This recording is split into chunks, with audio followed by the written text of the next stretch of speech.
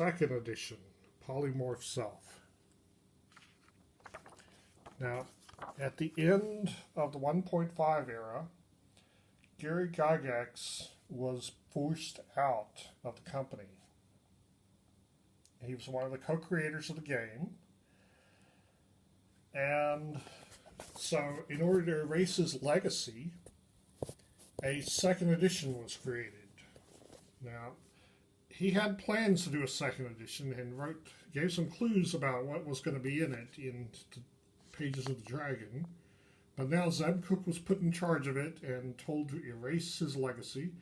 And also it was an answer to the Mad Mothers who wanted to get rid of all the demons and devils of Dungeons and Dragons. So they came out with some new books, a new Player's Handbook, Monster Manual, Monstrous Compendium for second edition Advanced Dungeons and Dragons, and took Gygax's name off of it, just like he had done to Arneson when he created Advanced in the first place. So this is the cover of the DM's Guide. And the Monstrous Compendium was a bunch of loose pages in a 3-ring binder, and you could add more monsters to it. Now, they had gotten rid of some of the races and classes. There were no more half-orcs, no more barbarians, no more monks, no more assassins. But then they came up with these brown books that added all that back in and more. But the artwork in second edition, it was much better, but it was also less evocative. And they changed the names of devils and demons. So here's an example. On the right is a second edition picture. On the left is the first edition picture. And the first edition picture is much scarier because you can't see it that well. Just like black and white horror movies are scarier than more modern ones in HD or Blu-ray. Because when you can't see it, your mind fills in details. So Spelljammer was a thing in second edition. I was really surprised when people called it a game world, because to me it was more like a tool to travel between game worlds. And the Mind Flayer throughout the ages. Ravenloft came out during the 1.5 era, but it was so popular they turned it into an entire game world with a bunch of modules and stuff. D&D was still going on, and I was playing with somebody who played in Mystara, the known world of D&D, even though we were playing AD&D. And so I gave him the Hollow World, which was another game world for D&D inside of the Outer One. And we played some in there, but he wouldn't let us see any of the interesting parts of the Hollow World, in part because it was too much like Spelljammer.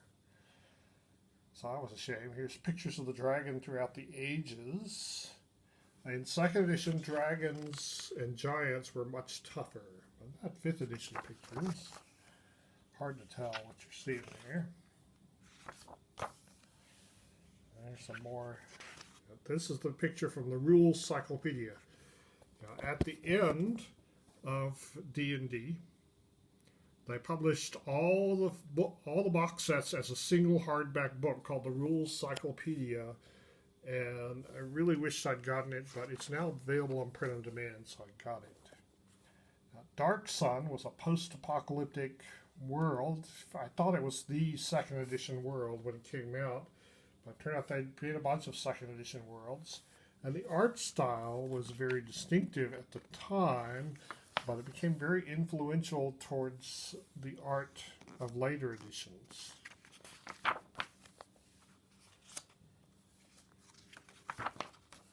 And Al-Qadim was like an Arabian Nights world, which they turned out to be very popular. So people didn't like the loose leaf book that they had asked for second edition, so they made a hardback book, but they included a bunch of monsters who were specific to a specific setting here in the general book that all DMs would get, which really enraged me because I'd been building up but not yet using a bunch of monsters that were now in the book for all DMs to read, including the other DM who was a player in my campaign.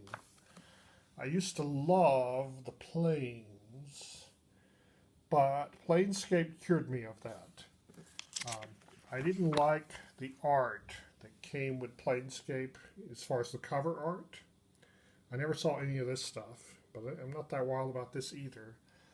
And I was a player in a campaign in Sigil, which was really boring and cured me of it. So the artwork, the second is just starting to take a turn for the worst here.